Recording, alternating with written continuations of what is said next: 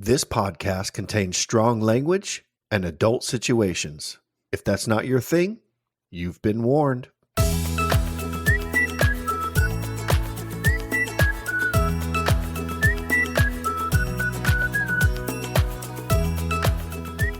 Welcome to the Fuck My Work Life podcast. I'm Jay.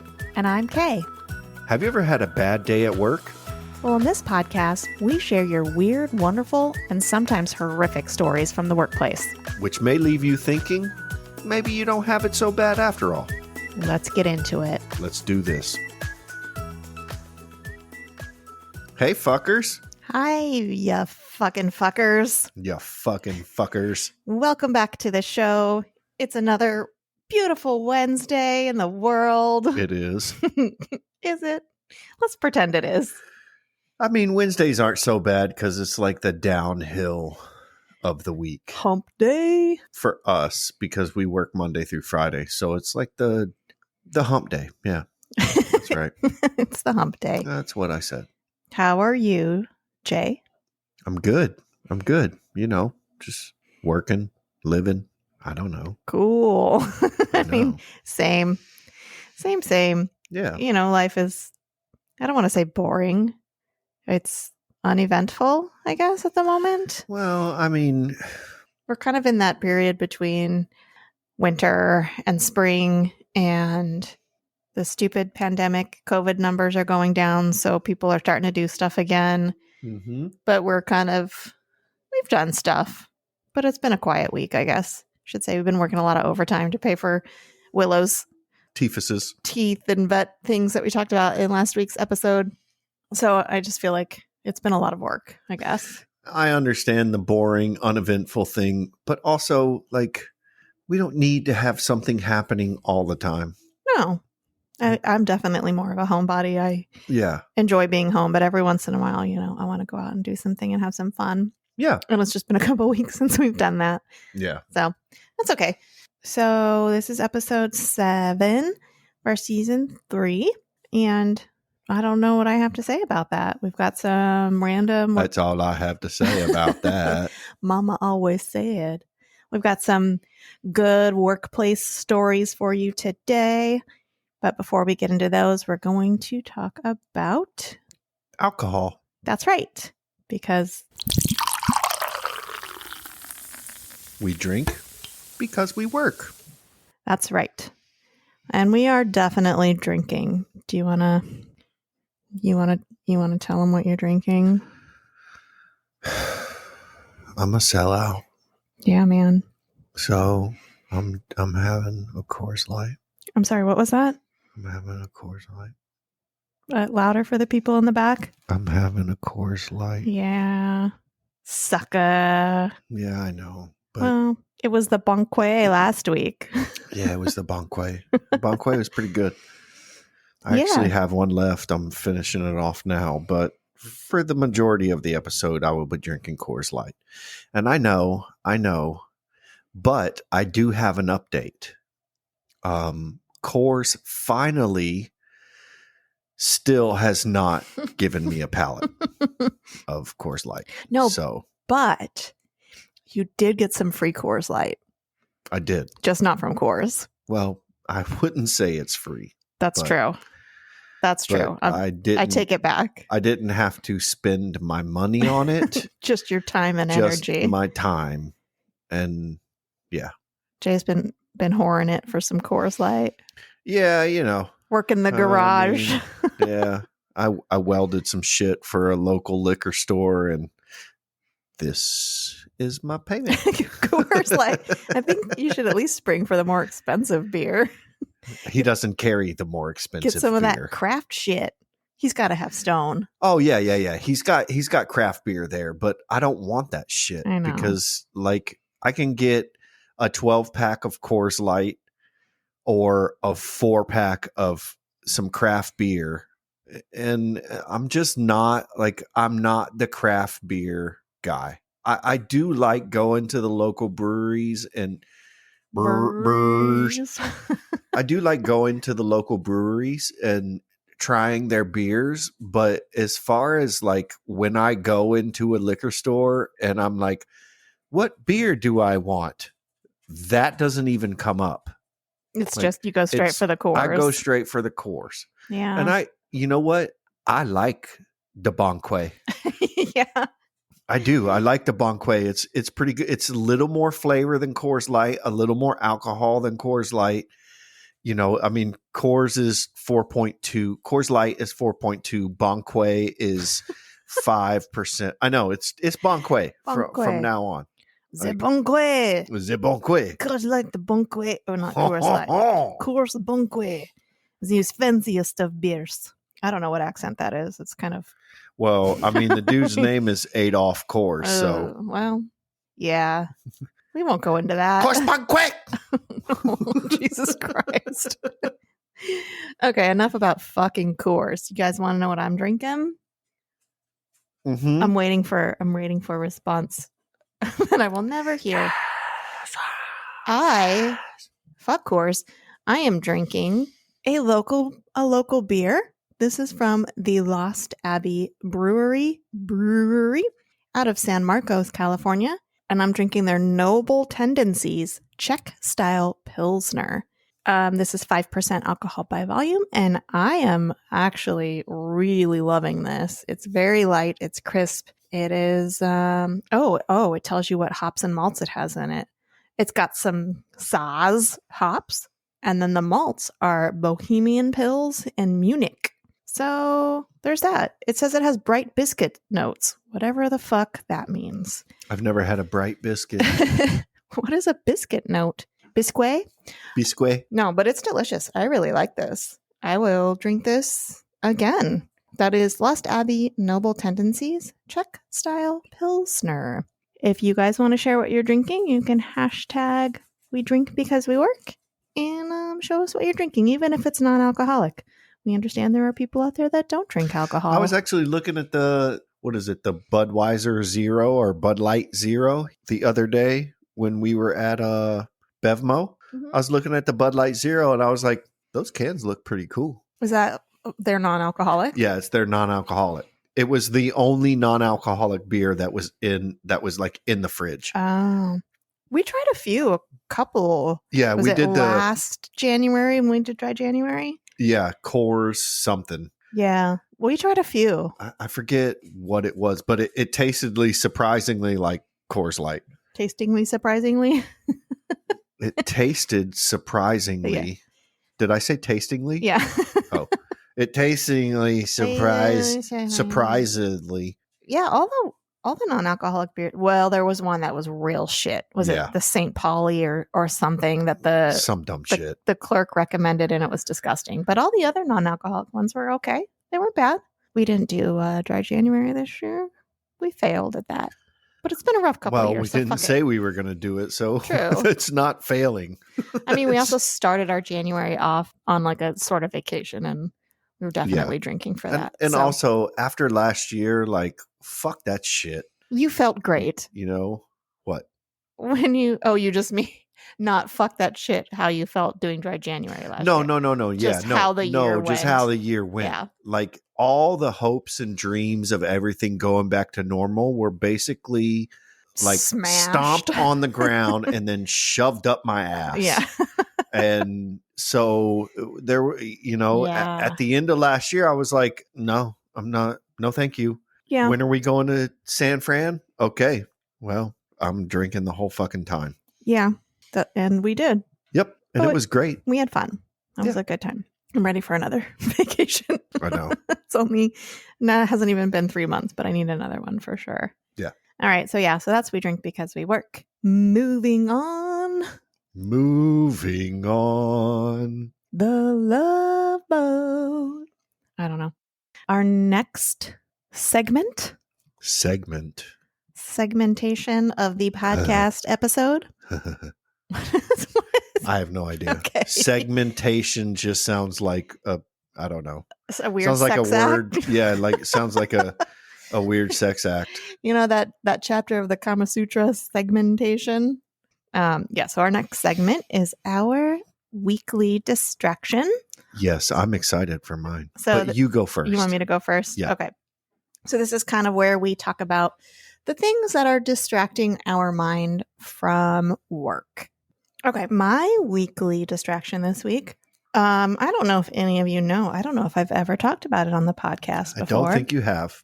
But I am a grown-ass woman who loves Lego. I don't think that's that rare. I think it was a big thing when we were kids growing up, and I think it's stuck with a lot of people. Yeah. So for I don't know how long, it's been 10-ish years, I've been getting every January Lego comes out with, I think they call it like their modular buildings, their creator series, and it's kind of like the town. Yeah. Like you're kind of building a little town. So every January I buy the new building, and I've put together my little Lego town, and it's kind of like a meditation doing it's very relaxing. It definitely takes your mind off everything. And I love kind of just going through the little instruction booklet, and you're putting these pieces together, and you're like, what the fuck is this going to turn into? This is weird. And then you finish that portion, and you're like, holy shit. Oh, it's a couch. Like, that's so fucking cool. Oh, it's just a couch. And they do random shit where they'll like build in little empty spaces where you like throw a random piece in, and then you just build around it and close it up, and there's no fucking purpose to it. Yep. So yeah, I've been working on the latest building for that, and yeah, maybe I'll post a picture of my Lego town if I can dust it off on our shelves. I know. It's so dusty. But yeah, that's been my weekly distraction. Yeah, and I have something to say about this. Uh-oh. I have seen the Legos that you put together. You know, my nephew was really into Legos, and he was actually really good at it at a young age. He was able to put together Legos. Yeah, I mean, they send you a book of how you're supposed to do it, and he was really good at putting them together. But most kids are not my nephew because they're not my blood, so they're stupid. Wow. Do not interrupt. No, I'm just saying, like, I've seen the shit that you've put together, and most kids are not putting that shit together. Well, no, I think it's not. If you look at the age on the boxes, it's not really meant for. It's like 13 plus, right? Yeah, it's for older kids like me. But it's not. I'm not good at just getting a box of random Legos and building stuff with it. Mm-hmm. I like to follow instructions, just like with crochet. I'm good at following instructions for crochet and making cool shit. I don't think I could come up with a pattern on my own to create something cool. I guess that's just my lot in life. I just follow instructions. Yeah, I also would not be able to make my own pattern with crochet. Yeah. Or follow directions with crochet, or build my own Legos. Well, it's not your thing. I could probably follow directions and build Legos, but I'd probably break some of them because I'd be like, oh, fucking. Well. Oh, you've seen me get frustrated. It won't fucking snap in. Trying to put the goddamn roof on those little fucking Santa Village things. Go get my hammer. There was that one time it took me 30 minutes, and I was getting so mad because I couldn't snap the fucking roof on. But anyway, yeah, it's really zen, and it really relaxes me. Oh, yeah. Until it doesn't. Okay. Enough about Lego. What is your weekly distraction? So I think most of the listeners know that I am a sucker for animals. Yes. I love animals. And they all know we have Willow, who is our puppy. Mm-hmm. Our 15-year-old puppy. And we have Athena, who is our crackhead. She's a cat. And then we have Ghost, who is like the glutton for kibble, who just sleeps. And snuggles. I know, he's my baby boy. But I love animals. I love cats and dogs. Cats are just easier, so I tend cats to... are way easier. I tend to lean towards them a little more. Our cat Athena, the crackhead, she has needed a friend for a while. And Ghost will not be that friend. No, Ghost will not be that friend. He hated her to his core from day one. The day we brought her home. We had never heard him growl or hiss or anything. As soon as he saw her, It was like full bore. This is fucking Cat World War III. You know, all she wants to do is play. I mean, I'm looking at her right now and she's laying there and I can probably count 10 toys that are around her. And she wants to play with every single one. She just doesn't want to play alone. She wants someone to play with her. And I know that if we got a kitten, and I don't want like a 2-year-old cat or a 6-month-old cat, I want a kitten. Mm-hmm. So we can groom it to be what we need it to. I know I sound like a fucking, I sound like I need to register somewhere, but we can groom it to be the way we need it to be. And she will love it because she loves everyone and everything. And I've been working on Kay for a while. There's always been something that is like holding us back, but I've started to make a little headway with Kay. What makes you think that? Before this, whatever, it's fucking happening. Before this season ends, we will have a kitten. And so my weekly distraction is kittens because there's a lot of my day when I'm at work where I'm like, what's this cat adoption place have? What kittens do they have? Scrolling through Pet Finder. And then when we're at home, I'm like, oh, babe, look at this. Look at this kitty. Look at that kitty. I also love all animals. I am not opposed to having another cat. Here are my big drawbacks. One, I don't even want to say this out loud. Willow's 15. Hopefully she lives a while. 12 years. A while. I want her to live for 12 more years, but realistically, I don't think that's going to happen. I just kind of want to focus on her for her last years of her life. I also want to get through this vet shit with her, get her, situated before we think about getting another animal. But I'm also terrified because Ghost was the sweetest, happiest little boy until we brought Athena in here, and it completely changed him. Not towards us, but he's just definitely way grumpier than he was before we had Athena. And I'm just scared. One, I'm scared that it's going to make him even more shitty. And how is that possible? And then two, I'm worried that none of them will like each other, and then we'll have 3 cats that hate each other. But Jay's going to groom them, so maybe that won't happen. Creepy. Those are my fears. Like, I love kittens. I think having another one would be so much fun. Let's get Willow through her shit, and we'll get a kitten. Maybe get a kitten. Yeah, that's the way I took it. Like, we talked about it, a little while ago, and you were like, oh, let's get Willow through her shit, and then we'll talk about kittens. And you were also looking at kittens. So I know no, you're going to let me finish. Okay. I know that once we get Willow through her shit, Athena needs a playmate. Okay, so those are our weekly distractions. Maybe I'll put a poll up on Twitter whether or not we should get a kitten. Oh, fuck that shit. Gee, I wonder which way it will go. I know. Actually, yes, you should do that. I'm only going to get a kitten if Twitter says we can. Okay, so if you guys would like to share your weekly distractions with us, what can they hashtag, Jay? Weekly distraction. That's right. No, whatever. It doesn't matter. No one's doing it anyway. Okay.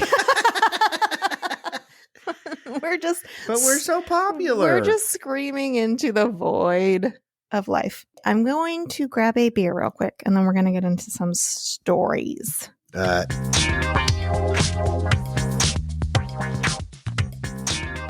right, we've got a story. Yes, we do. Listener story. Do you want to read it?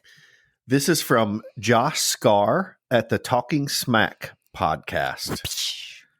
When I was 16, I was a houseman at a local hotel. That sounds fancy. I just picture like top hat and coats with tails or whatever. That's a doorman. The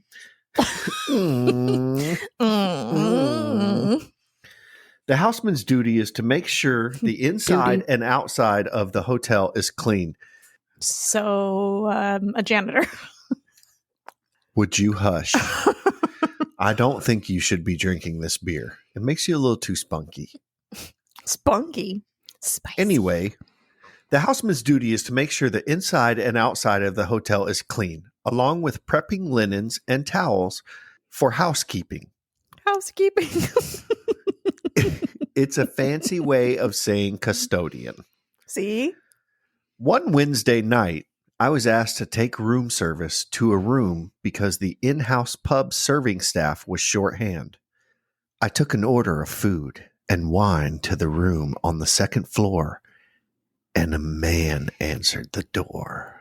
I gave him the food, and he gave me a very generous $20 tip. What kind of tip?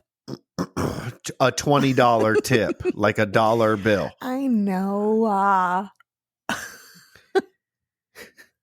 A little while later, I get asked to take up a bottle of wine to the same room. The man answered the door again and gave me another $20 tip. Damn. This was turning out to be a great night. Yeah. There was another request for room service to the same room, this time for towels. So the concierge sent me up again, and this time a petite blonde woman answered the door. The man from before was laying on the bed, and the shower was running. I delivered the towels, and the woman didn't leave me a tip. Bitch. I'd be lying if I wasn't disappointed in missing out on another easy $20 tip. But I shrugged it off and reminded myself I made $40 by doing practically nothing. 2 days later, I went to the hotel to pick up my paycheck, and the concierge from Wednesday was working the front desk and asked me, "Have the cops been able to get in touch with you?" What? My heart began to race. No, why do they want to talk to me? She was 18. It does not say that. She told me she was, oh no, it doesn't say that. Also, he was 16 at the time, so it doesn't matter. Oh yeah, that's right. Whatever. No, why do they want to talk to me? I asked the concierge. Remember the guy who ordered all that room service the other night? He's dead. Was he dead on the bed when he... Probably.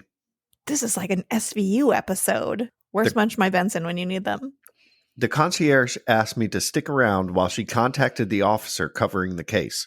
I told her, "I'm sorry, but I am not on the clock. Therefore, I will be getting paid overtime for this."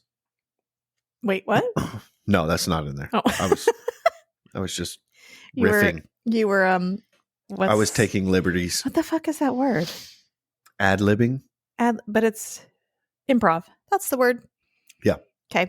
About 30 minutes later, the officer asked me for a statement and any details describing the woman from the other night to help with the investigation, while also verifying my alibi. Apparently, the woman the man was with was a prostitute he had picked up, and she murdered him sometime between the second order for room service and the following morning and stole his money and his Escalade. Damn. So, because I delivered the room service, the police also needed to verify that I wasn't an accomplice. So for about 48 hours, when I was 16 years old, I was a murder suspect. Jesus. So, okay. I mean, put that shit on your resume. From 16. So when I was murder 16, I suspect? was a murder suspect? Was he dead that last time when he was laying on the bed? Were the towels to clean up his blood? I don't know. It says that Josh, tell us more details. sometime between the second order for room service and the end of the night. So he could have been dead because the Damn. second order for room service, There was 3, right? yeah, Yeah. he was given a $20 tip by the dude. Right. And then the third, The chick answered. the chick answered. She wanted more towels She wanted more towels. to clean up the fucking blood. But he didn't say this in the story, but I just know one of his arms was cut off when he was on the bed. It had already been cut off, and that's what was in the shower. It was Just the arm? yeah, just the arm. Okay. Just the arm. She cut the arm off and put the arm in the shower instead of putting the body in the shower and the arm in the trash. Okay. No, you just have to understand how this works. Okay. I feel like you're pulling from some, I don't know. SVU. SVU. SVU. Wait. Yes. I was like, hey, what is that? It's What? SUV. No, it's SVU. It's SVU. Special Victims Unit, y'all. Yeah, that's creepy, Josh. I'm glad you were not arrested for murder. Me too. And then you I mean, I kind of wish you were, because then then we would not get this story. I mean, at this point, you would have more of the story.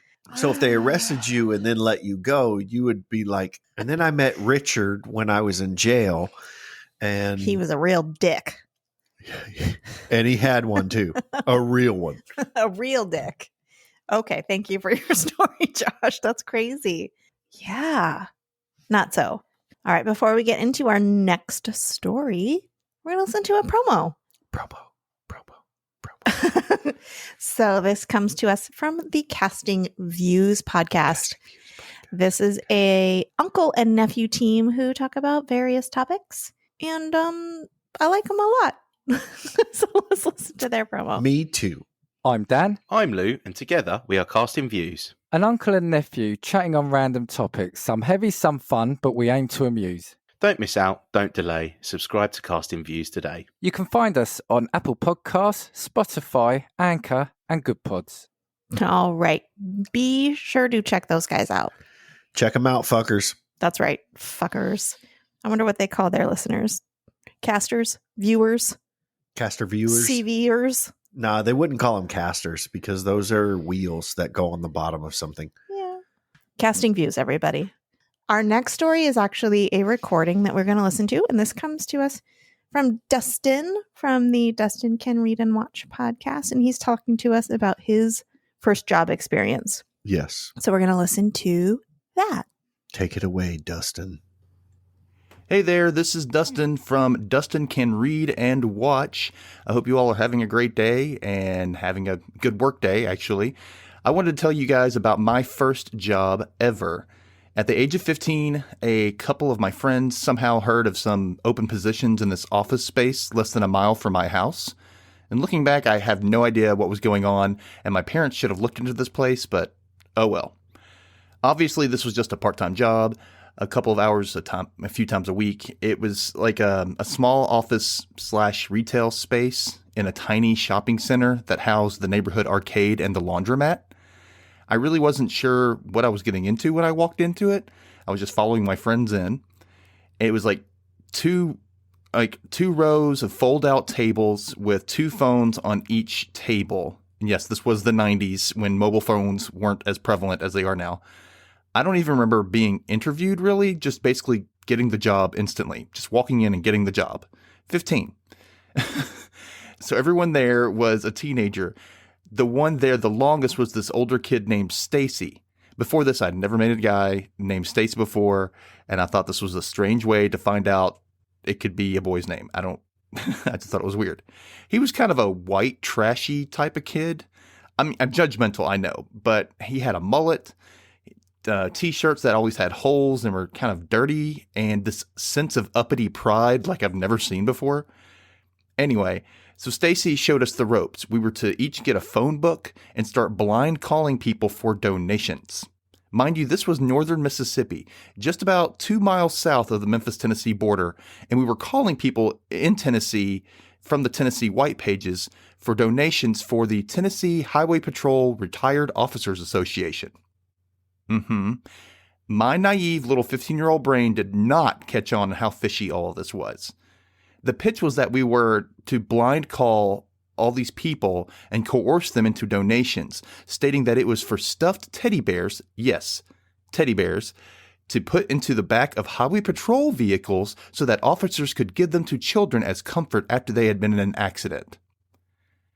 Just tell me that's not some straight up con job BS right there. I still don't know why I didn't figure this out, but again, I was naive and wanted money. The sad part, I was really good at it. I've been told most of my life, at least ever since I hit puberty, that I have a good voice. I also love to perform, so naturally I charmed a bunch of old ladies into sending us money. I know it's pretty awful to think about, and it's actually pretty bad to feel good about how great of a con artist you were at, with very little practice. I even out-conned Stacy. And he was not happy about that. He'd like to talk shit about someone if they bested him, I found out. The more, quote, teddy bears you got donations for, the, quote, boss would give you, quote, bonuses. Basically, you got to spin a little wheel, and whatever number you landed on, he would pull out this little, like, door from a poster board. It's kind of like an advent calendar. I don't know if a cardboard advent calendar. And you got whatever dollar amount was listed behind the little door of the number you landed on. So I got stuff like $75, $100, quite a few times. And most others just got like $10 or $5, which is probably another reason Stacy didn't like me, because he would get, just the $5 ones, and I'm over here with $100. I only worked there for about a month, and I started figuring out how shady it was. I'd even finally befriended Stacy, who seemed to call a truce on the whole unspoken competition thing. He once again got peeved when I left. I guess he grew fond of me or something. I don't know. It was weird. But anyway, that was the story of my first job, or why I should have gone into sales and made a fortune by now. Damn, Dustin. Damn. That is some shady fucking shit. If I can just interject here for a minute. I don't think I've ever met a Stacy that is a male that does not have a mullet. You have to. Yeah, a mullet or a ducktail. Oh yeah, the ducktail. We called them rat tails. Yeah. On the West Coast. Most people called them rat tails. Us rednecks, DuckTales. we just didn't want to be referred to as rats. Yeah. So Did you have one? I did. Wow. When you were in Louisiana? Yeah. Yeah. So I moved to California when I was... And they were like, what the fuck? No, because there was people here that had them. I moved to California when I was 10 years old, I believe. And I had a fucking ducktail for the ages. That motherfucker was like 4 or 5 inches long. It was nice. And, I was into that shit when I was a kid in Louisiana. Mm-hmm. And I moved here, and the first thing my mom did was snip it off. She knew. Yeah. But yeah, it was snipped off when I moved here. And I didn't cry because I didn't see anyone with one here. Yeah. When I moved here. There were definitely people. I mean, you went to Orange County. Yeah, I was in Riverside County, so there was definitely some rat tails happening. Ducktails there, yeah. When I was that age, so you would have fit in much better where I was with your ducktails. Yep. Woo! So thank you for that story, Dustin. That's insane that at 15 you were swindling old people and pulling on their heartstrings. I mean, look, kudos to you for not being a full-fledged fucking con artist when you started because I feel like old people are where con artists start. Oh, yeah. That's where they start. Well, we went into that when we were on the Voluntary Input podcast when we were talking about scams and shit, and how it's always the elderly people that just get fucking swindled. Oh my gosh, it would be so nice for a little kid to have a teddy bear if they get in a car accident. Of course, here's my $100. Did I ever tell you the story of my little sister in Louisiana? Like, she went around with an empty coffee can and knocked on all our neighbors' doors in our neighborhood and was collecting change for the homeless. Mm-hmm. I don't know if she saw a person begging for change, mm-hmm. because this was the late 80s, early 90s, and maybe I wasn't paying attention. How old was she? Oh fuck, she was 9 years younger than me. Oh, so this was the 90s. This was definitely the 90s. Okay. And so how old was she at this time? Oh, 6. Okay. Wow. 7. A little con artist from the start. She was a little fucker. And she went around to the neighbors and was with an empty coffee can and came home with this fucking coffee can full of quarters and pennies and dimes and nickels. It was just full of change. No one gave her paper money. Yeah. But she came home and she tried to hide it in our shed, Mm-hmm. and it got found. Actually, I think she got told on by one of my stepsisters because they were fucking rats. But also, weren't your parents like friends with all the neighborhood parents? Wouldn't they be like, "Oh, it's so nice, so and so was collecting money for the homeless"? They were friends with some of them. Yeah, and I think Ashley was too conniving to go to those people. She went. Damn. So 6 years old, she knew. Went to the whole fucking neighborhood, but she got caught, and my parents, my dad and my stepmom, being as savvy as they are, they're not, told her to go give all of the money back. And it's like, you got a coffee can full of change. What are you going to do? Like go knock on the door and be like, how much money did you give me? I have to give it back. I'm pretty sure my dad and my stepmom just took the money. And took it to did they have Coinstars back then? No. Or you just take them to the bank? No. And took it. I think they just took the money. It was like, you can't have this money because you swindled people out of it. But I got bills to pay, motherfucker. So I got to make some shitty meatloaf tonight. Here's your empty coffee can. Do what you must with it. Yeah. So this reminds me of a quick story. This is not even remotely work related, but I'm going to tell it because I think it's fucking hilarious.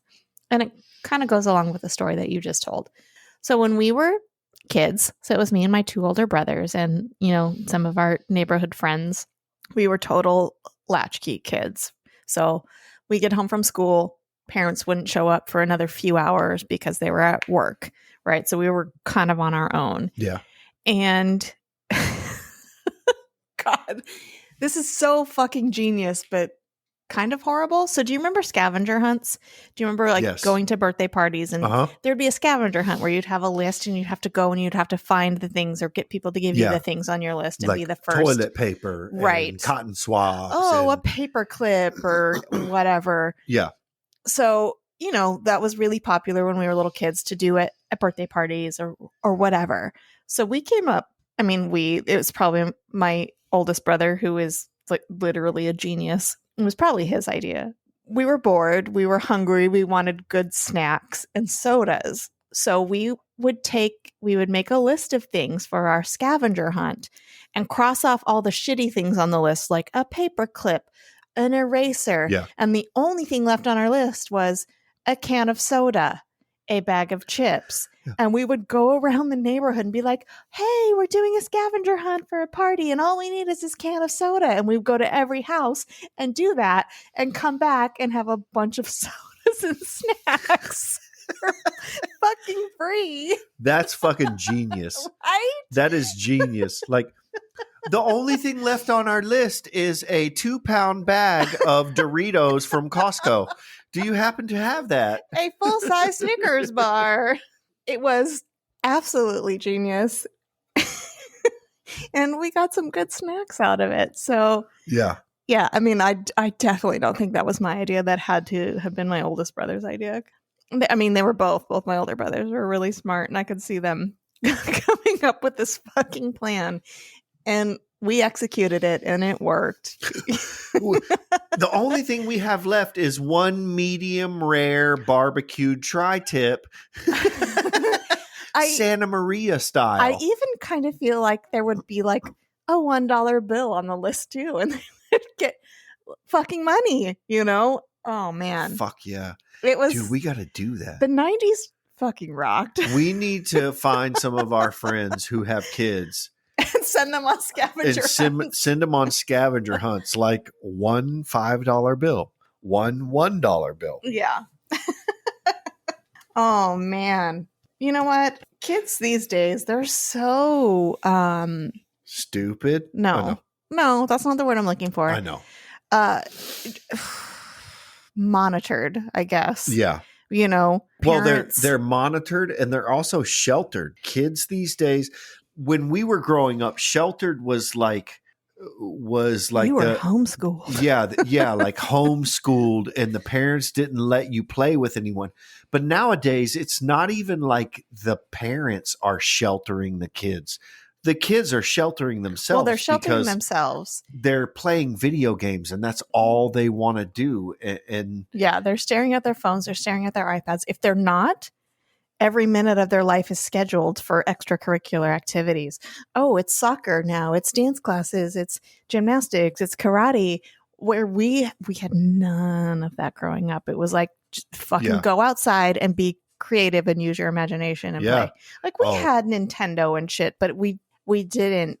When I was growing up, it wasn't go outside and be creative. It was go outside and don't fucking come back until the street lights come on. Well, yeah, but you had to be creative to fill that time. Oh, yeah. I would just like climb trees. Yeah. We used to have BB gun wars. Oh, Jesus. Those were the fucking best. We would go put on like a pair of sweatpants or a pair of jeans with a pair of sweatpants over top of it. And then a t-shirt or... in Louisiana, we were rednecks. We had long underwear. We had the underwear that was like the whole body. Did you need that in Louisiana? Did it get cold there? It gets cold there. Okay. Yeah, it gets cold. And it's also really humid. So when it's cold there, it's like that frigid cold where the air is very wet. And cold. Yeah. Yeah. and we had fucking football helmets. Nothing covering our eyes. It was just so we didn't get shot in the head, because we figured, as kids, if you got shot in the head, you're dead. We didn't realize that, like, if you got shot in the eye, you're fucking blind. Right. Kids are stupid. And we would run around with those little daisy cock BB guns, like you just one cock and you could fill like 100 BBs in the thing. One cock. one movement of the lever, you dirty bitch. And we would shoot each other with it. Yeah. And we would have BB gun wars or kick the can. Do you remember kick the can? Well, sort of. You just kick the can? So you don't. No. Just say you don't. No, my brothers were into hockey. So they would make makeshift hockey padding things, and usually they'd make me put it on and be the goalie out in the middle of the street and just shoot hockey pucks at me. You fucking sucker. No, I mean we had fucking fun growing up. Now, kick the can. You don't remember kick the can? It was like adult hide and seek, where like you set a can on the street and you have one person and they count to 10 or 20 or whatever, and you go hide, and for that person to not be we called them the bitch, for that person to not be the bitch, they had to be able to tag someone before the can got kicked. And so is it kind of like capture the flag? Kind of like capture the flag, yeah. They would cover their eyes and they would count, and everyone would go hide, and then they would try to find people, but they had to stay in proximity to the can because people would dart out of their hiding spot and try to kick the can. So if they kick the can, they're safe. If they kick the can, then if someone hiding kicked the can, then the person who was the bitch stayed the bitch. Oh. But if you were able to tag a person before the can was kicked, then you ain't the that bitch. Person became the bitch. Gotcha. No, we didn't play that, but we had similar. So these are good work stories. Yes. This was preparing us for the workforce as adults. Yeah, exactly. Because you're always the bitch when you're working. That's right. Unless you're the boss. Until you tag that motherfucker and then they become the bitch. That's right. This all relates. It all relates to work. Oh, God. So on that note, we're going to get into the next 4 states with the weirdest jobs. Do you want to start, or would you like me to start? You start this time. I'll finish it. All right. So the next one on our list is Massachusetts. Massachusetts. That's a weird word to say. Okay. Their weirdest job is a robot tester. What kind of robot? I don't know. Let's see.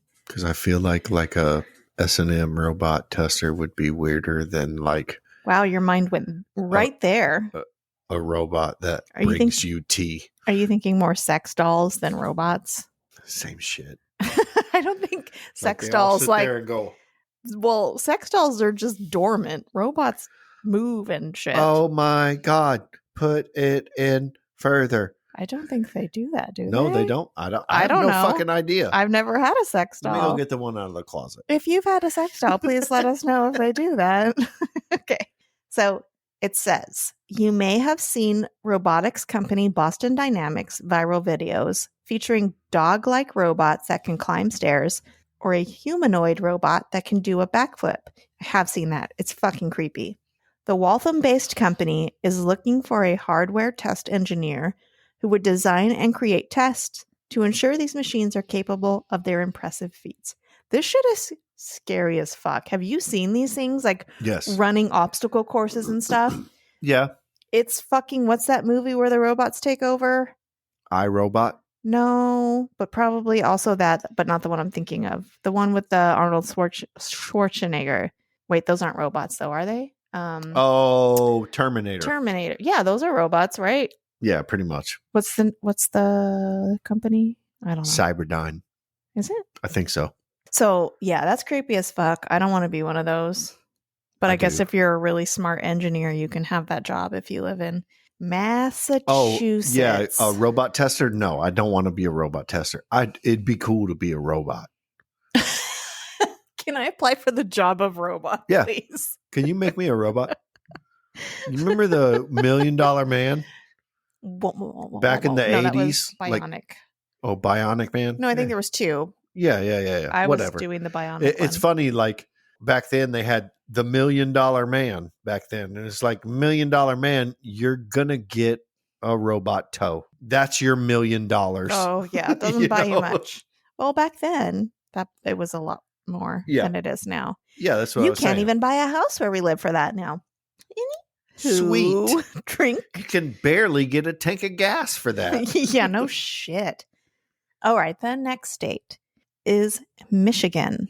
And their weirdest job is furniture tester. Sounds more boring than robot tester. Thanks to its access to lumber, Grand Rapids, Michigan was once known as Furniture City.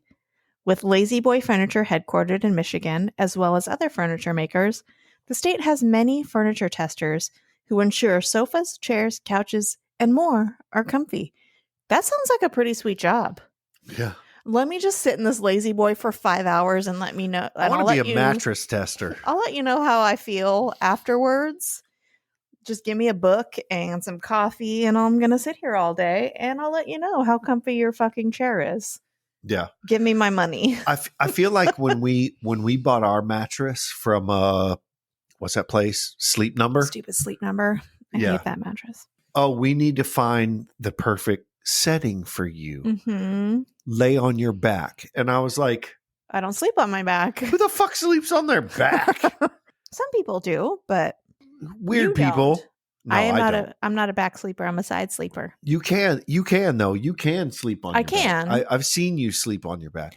You Sometimes snore a little more, but Sometimes I'm forced to sleep on my back Yeah, because that's the because- way the cat likes to fucking Yeah. snuggle. because really, I think he's over 15 now pounds. Oh yeah, he's a big boy. I And if went to you- pick him up today because he was being a dick.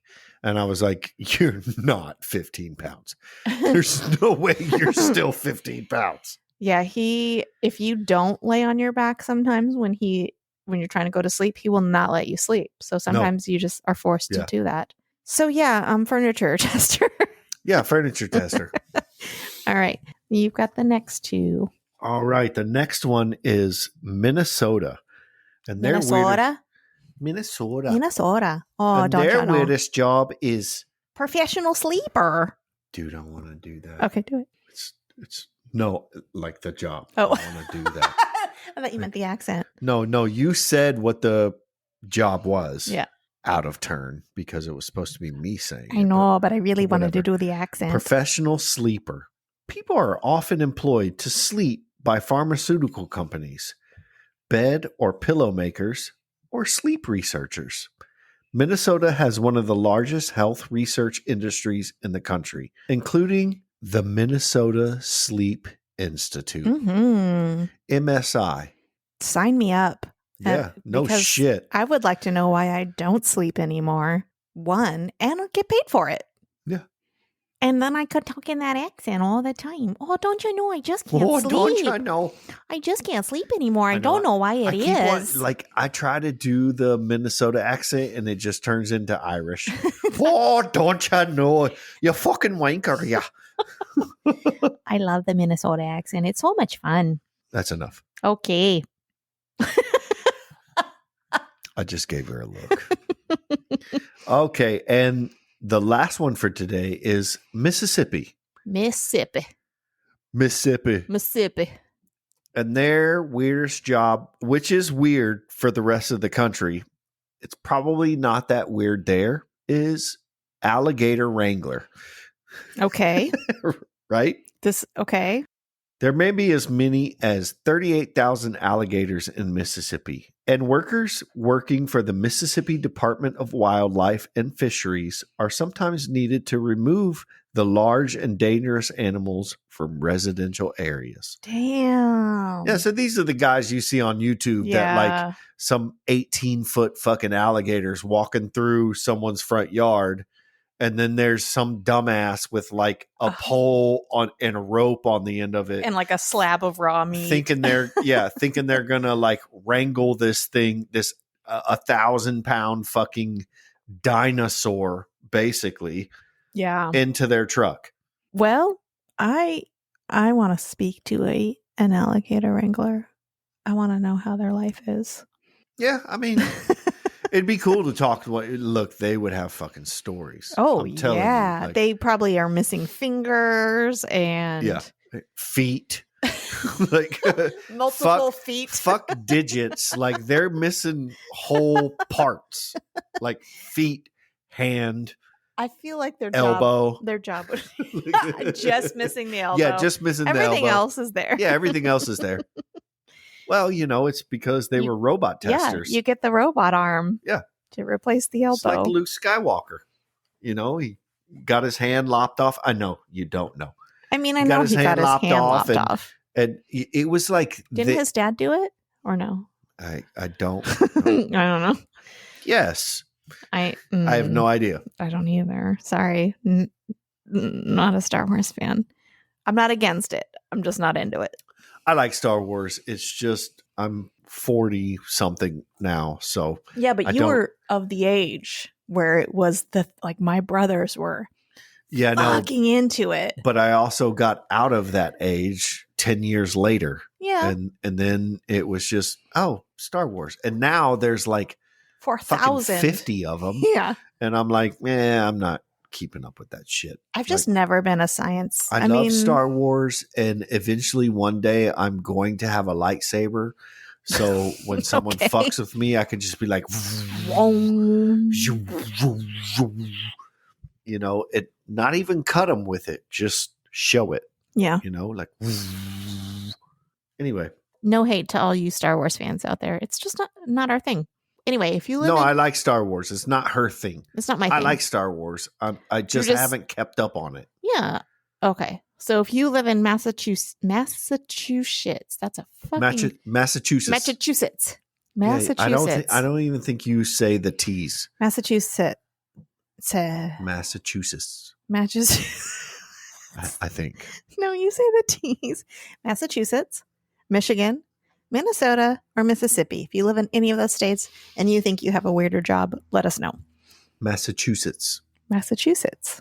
Massive two tits. Massive chew tits. Oh, shit. And on that note, everybody, thank you so much for listening. Thanks, guys. It's been fun. You. We love you so much. Join our Patreon. Tell your friends. Follow us on things. Hey, we're coming up on spring.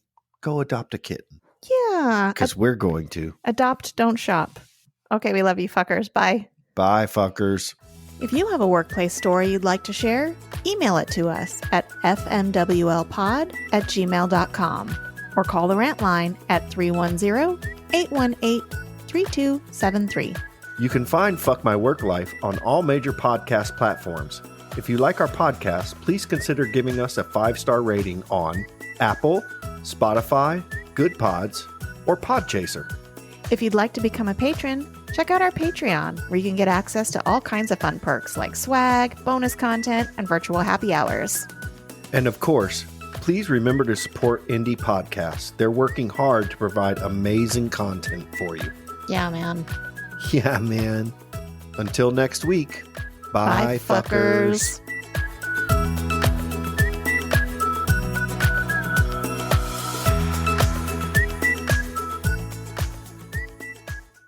Massive 2 tits.